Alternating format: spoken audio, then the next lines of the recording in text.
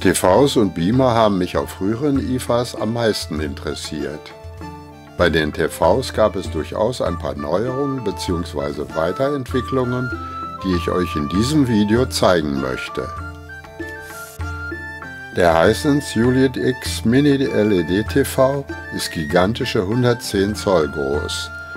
Er hat 40.000 lokale Dimmzonen und eine Spitzenhelligkeit bis zu 10.000 Nits.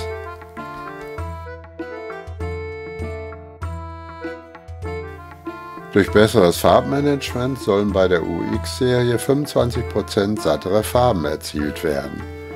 Er soll wohl schlappe 25.000 € kosten.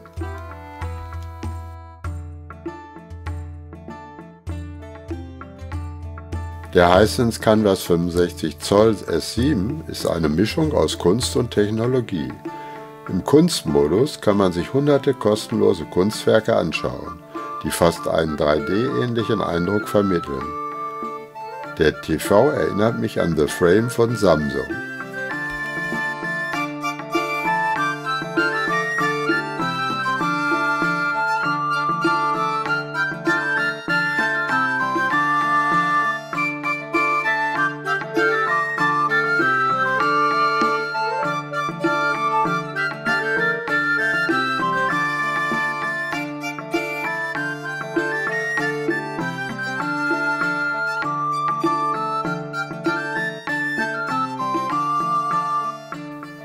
Bei TCL gab es mit sogar 115 Zoll, das sind fast 3 Meter, den größten Mini-LED-TV der Welt zu sehen.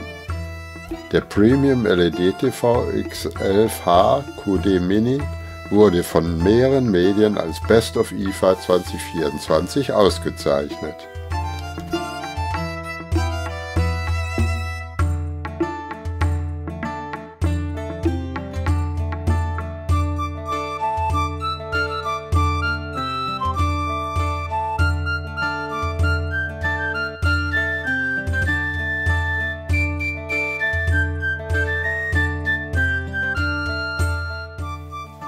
Das chinesische Unternehmen Changhong ist eher für Haushaltsgeräte bekannt. Auf der IFA sah ich auch Fernseher.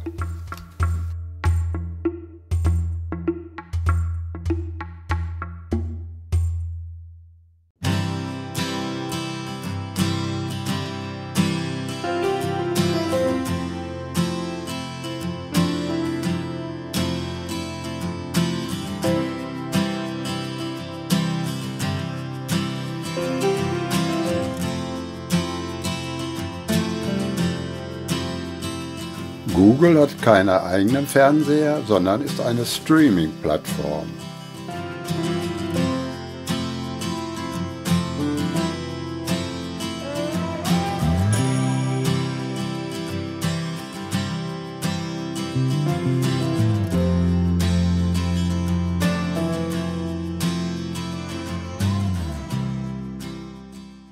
Durchsichtige TV. Genau.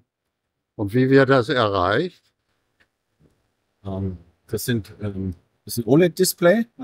Ja. Und OLEDs sind jetzt selbst emittierend. Mhm. Das heißt, ich lege die Spannung an und die OLED fängt an zu leuchten. Ja. So, und dadurch kann ich das, deswegen habe ich dieses ganz, ganz feine Gitter. Das sind im Grunde genommen die Strombahnen und die LEDs oder die OLEDs, die da drin sind. Deswegen kriege ich die nicht 100% transparent, weil irgendwie muss ich ja den Strom an die einzelnen. Ja. Und je nachdem, welche Spannung ich anlege, arbeitet die Farbe. Und dadurch kriege ich die Transparenz hin. Und diese OLEDs sind kleiner als noch vor 4, 5 Jahren? Oder? Weil ich habe zu Hause ein OLED, aber der ist ja natürlich nicht durchsichtig.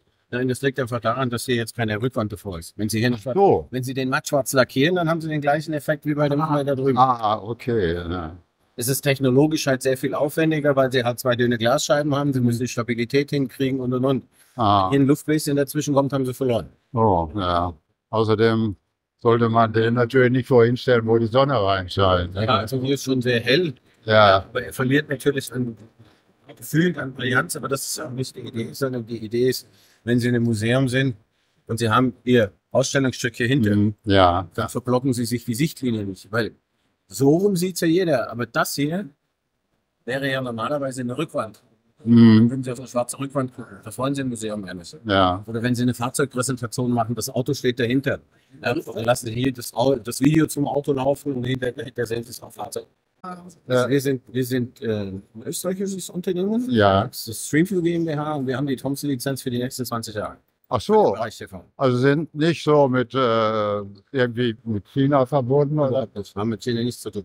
Ah ja, interessant. Ja, gut, dass sowas auch noch gibt. Das ist, die Waren wird in der Nähe von Budapest produziert. Ja. Der Sitz ist in Wien. Ja, Und ja. wir sind europaweit unterwegs. Nee, das freut einem ja immer, weil man ja immer mehr hört.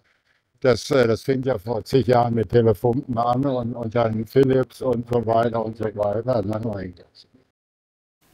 Löwe fehlte in diesem Jahr auf der IFA, also war Metz der einzige deutsche Hersteller. Er wies auf seine 85-jährige Firmengeschichte hin.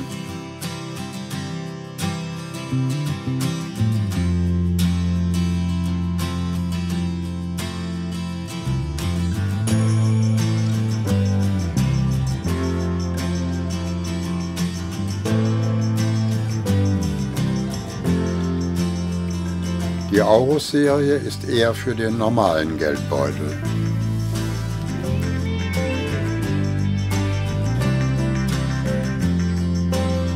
Der Primus 77 gehört zum XXL-Trend.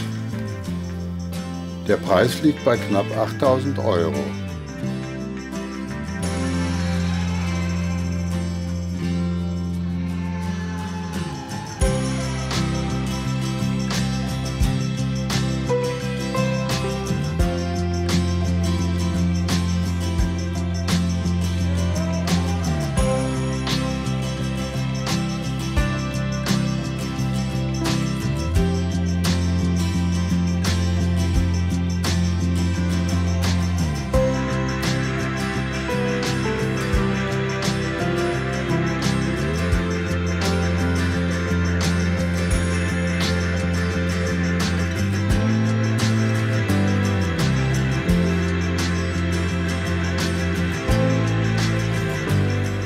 Metz zeigte noch ein paar tolle Errungenschaften, allerdings waren die zum Beispiel von der IFA 1967.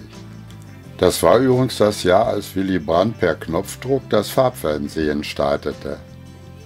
Tatsächlich wurden die Bildschirme etwas früher farbig, aber so ein Fehler kann ja mal passieren.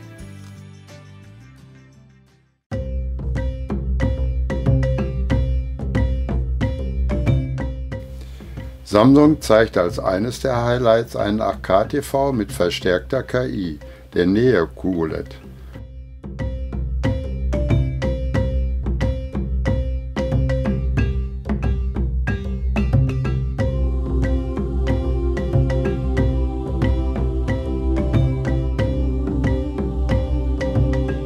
Auch transparente Micro-LED-Displays fehlten nicht.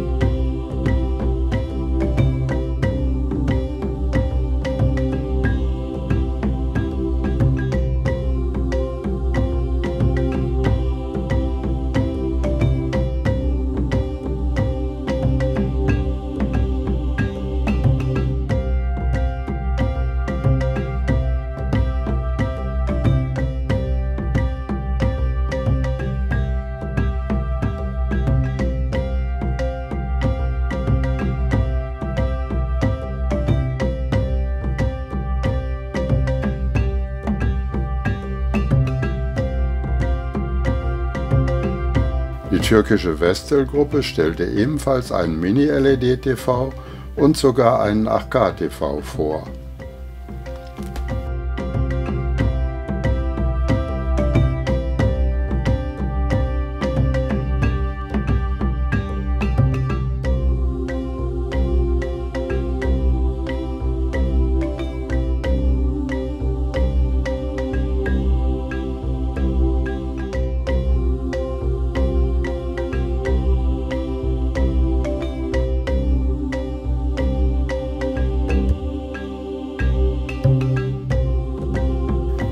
GMGO ist eine chinesische Firma, die sehr kompakte, tragbare Beamer mit eingebauten Lautsprechern anbietet.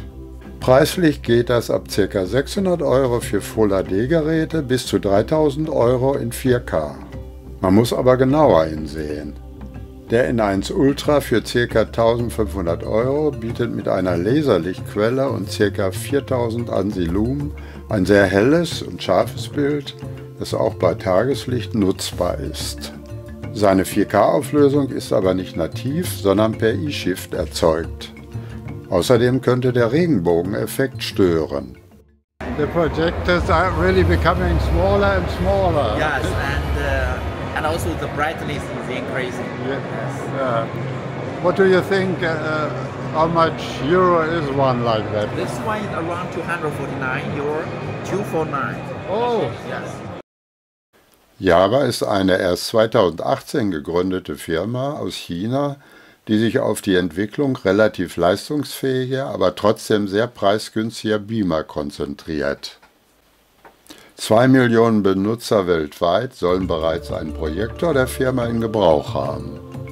Das Spitzenprodukt K3 ab 530 € bietet 1600 Lumen und hat 15 Watt Stereo-Lautsprecher von JBL eingebaut, hat aber nur eine nicht mehr zeitgemäße Auflösung von 1080p, was Full HD entspricht. So, das ist unser das neueste Modell, also K3 Pro.